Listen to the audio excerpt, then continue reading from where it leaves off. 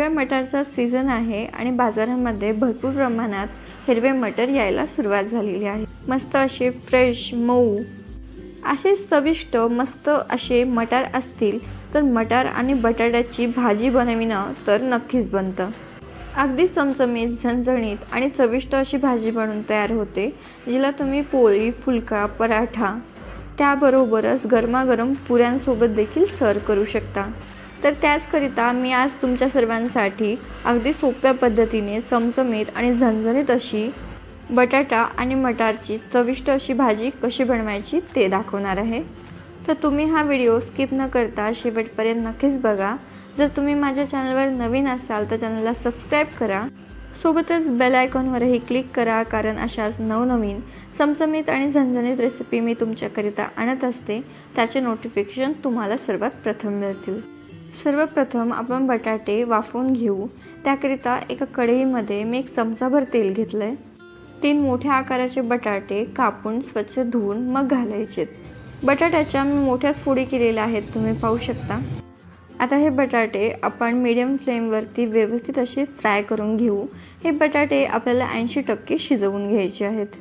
इथे बटाटे छान शिजवून झालेले आहेत। आता आपण याला काढून घेऊ। याच कढईमध्ये आपल्याला आणखीन 1 चमचाभर तेल घ्यायचे।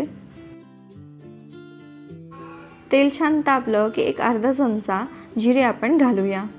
जिरे छान फुललेले आहेत, तुम्ही पाहू शकता।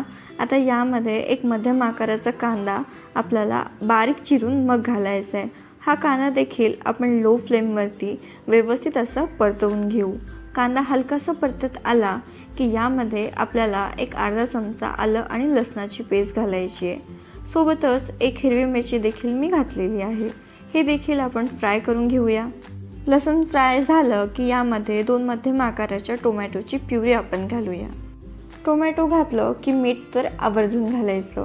इथे मी एक अर्धा चमचा मीठ घातलंय। मीठ घालून व्यवस्थित असे टोमॅटो परतवून घेऊया। टोमॅटो हलकेसे परतलेले आहेत, तुम्ही पाहू शकता। आता या स्टेजवरती काही मसाले आपल्याला घालायचे। मसाल्यामध्ये 1 पाव चमचा हळद, अर्धा चमचा जिरे पावडर, अर्धा चमचा धने पावडर, 1 चमचाभर लाल मिरची पावडर आणि सोबतच भाजी करता लागणारं मीठ आणि आपल्या भाजीला अगदी सुंदर कलर यावा याकरिता एक अर्धा चमचा काश्मीरी लाल मिरची पावडर मी यामध्ये घातलेली आहे। मसाल्यामध्ये आपण 2 ते 3 चमचे पाणी घालूया, जेणेकरून मसाले करपणार नाहीत। आता हे मसाले आपण लो फ्लेमवरती व्यवस्थित असे परतवून घेऊ। इथे हे मसाले व्यवस्थित असे फ्राय झालेले आहेत। मसाल्यामधून तेल सुटायला देखील सुरुवात झालेली आहे। आता या स्टेजवरती आपण जे बटाटे फ्राय करून घेतलेले होते ते आपण यामध्ये ॲड करायचे। सोबतच एक अर्धा वाटी मटार देखील मी यामध्ये घातलेले आहेत। सोबतच थोडीशी कोथिंबीर देखील घालायची आणि व्यवस्थित असे सर्व साहित्य एकजीव करून घ्यायचे। ग्रेव्ही छान घट्ट व्हावी याकरिता 4 ते 5 बटाट्याच्या फोडीची मी पेस्ट करून घातलेली आहे। सर्व साहित्य व्यवस्थित असे आपल्याला लो फ्लेमवरती भाजून घ्यायचे आहेत। 2 ते 3 मिनिटे लो टू मीडियम फ्लेमवर आपण हे बटाटे भाजून घेऊया। 2 ते 3 मिनिटांमध्ये आपले हे बटाटे व्यवस्थित असे भाजून होतात। मसाला देखील दिसायला सुंदर दिसत आहे, तुम्ही पाहू शकता। आता यामध्ये मी 6 वाटी पाणी घालणार आहे। पाणी आपल्याला गरम घालायचं, जेणेकरून भाजीला तवंग छान येतो। छान मिक्स करून घेऊ आणि लो टू मीडियम गॅसवर आपल्याला या भाजीची एक उकळी काढून घ्यायची आहे। भाजीला उकळी आली की थोडीशी बारीक चिरलेली कोथिंबीर घालायची आणि मध्यम आचेवर झाकण ठेवून 7 ते 8 मिनिटे भाजी छान शिजवून घेऊया। 7 ते 8 मिनिटांमध्ये भाजी व्यवस्थित शिजवून तयार होते। भाजीला घट्टसरपणा देखील येतो, तुम्ही पाहू शकता। आता या स्टेजवरती एक अर्धा चमचा गरम मसाला यामध्ये घालायचा आहे आणि आणखीन 1 मिनिटाकरिता ही भाजी शिजवून घ्यायची।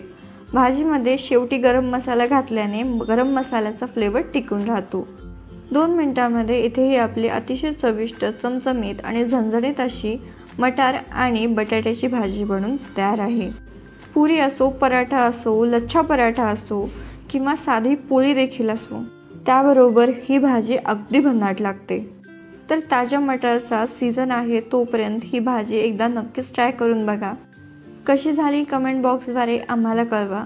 माझी ही रेसिपी तुम्हाला आवडली असेल तर व्हिडिओला लाईक करा, तुमच्या फ्रेंड्स आणि फॅमिलीसोबत देखील शेअर करा.